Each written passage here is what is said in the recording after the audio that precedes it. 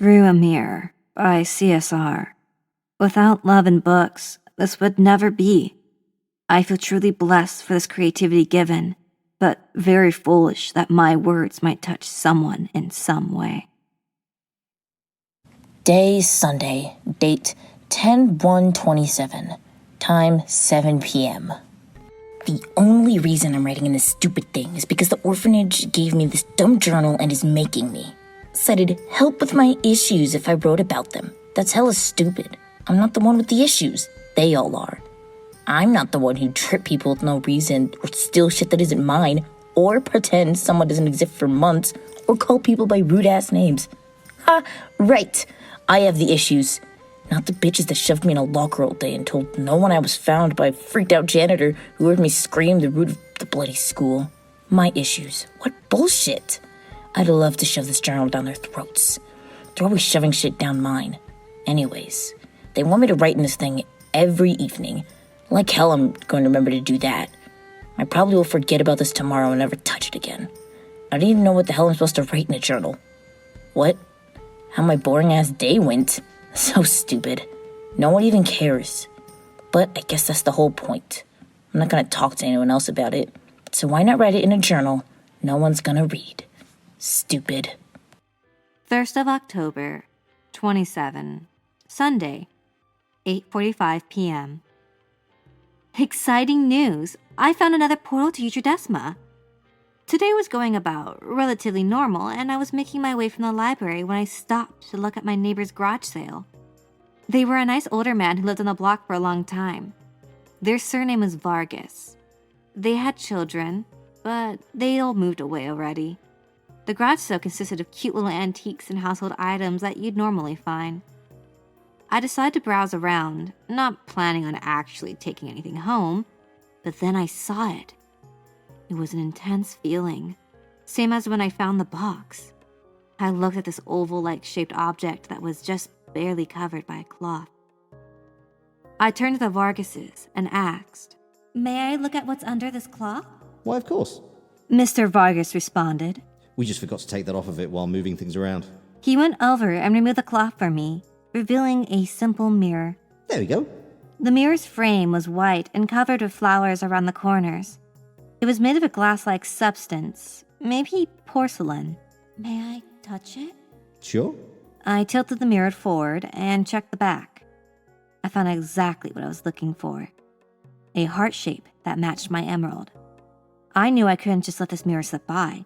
Something tells me that it was closed, so even if it was to find its way into the household of children, no monsters could go through it.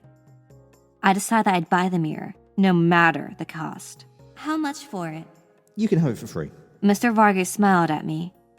Really? I was quite stunned. Are you sure? Of course. It used to belong to my brother. Well, it was in the old family home, which he moved into. He used to hang in his room, and he decided to keep it as he grew up. His wife gave it to us shortly after the first child. Didn't say why, though. She just seemed like she wanted nothing to do with it. Their daughter would have been your age now. Would have? Oh, there was a house fire and, well, she got lost somewhere in the foster care system. Oh, I'm sorry. You used to be an orphan. Maybe you met her at some point. Maybe. But I sure as hope I haven't, or else she was a hitty. Thank you so much for the mirror. I love it. I bowed and ran off, trying to carry it without dropping the thing. It was roughly the length of my torso, but definitely thicker than me. When I got home, I gently carried the mirror up to my room and placed it against my desk, leaning it against the wall. I could have tried to hang it, but I didn't feel like nailing it into the wall and making holes. My only hope is that it doesn't fall over when I shake the bed at night. I thought about going through the mirror, but I didn't want to risk it quite yet since my dad was about to come home soon.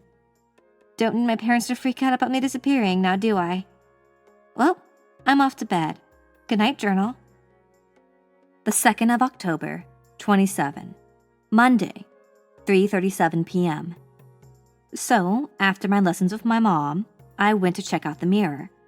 I put my emerald heart into the back part and then placed the mirror back where I first put it.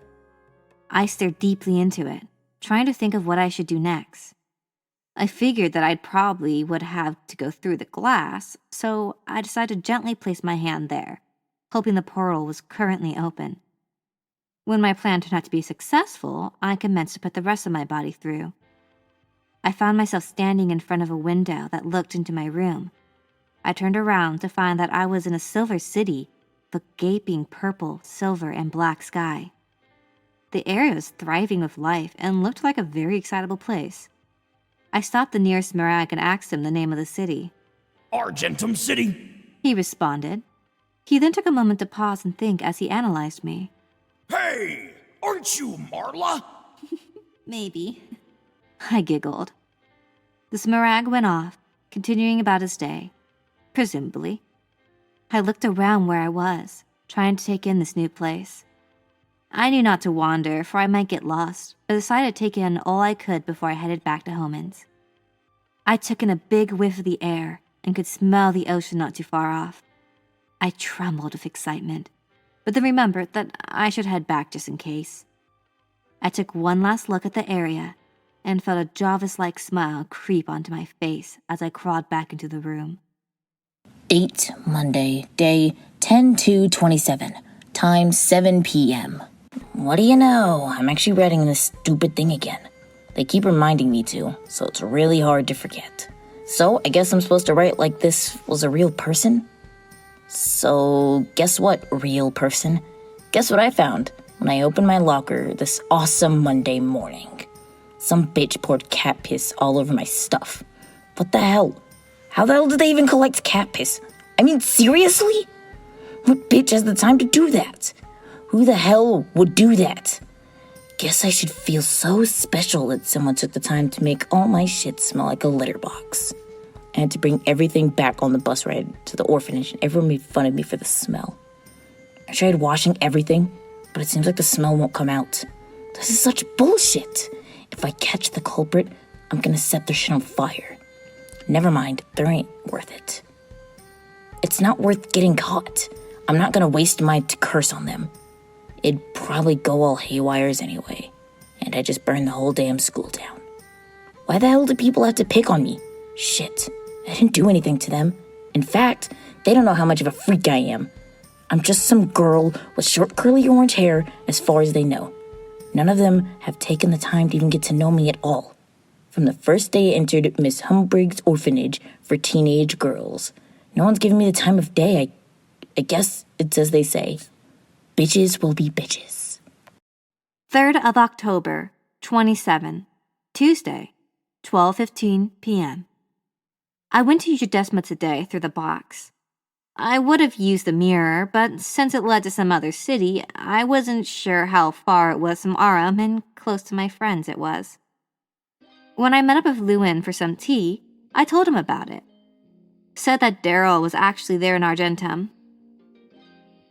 Also that his boo lives there. When we started talking about his boo, Lewin seemed to get embarrassed.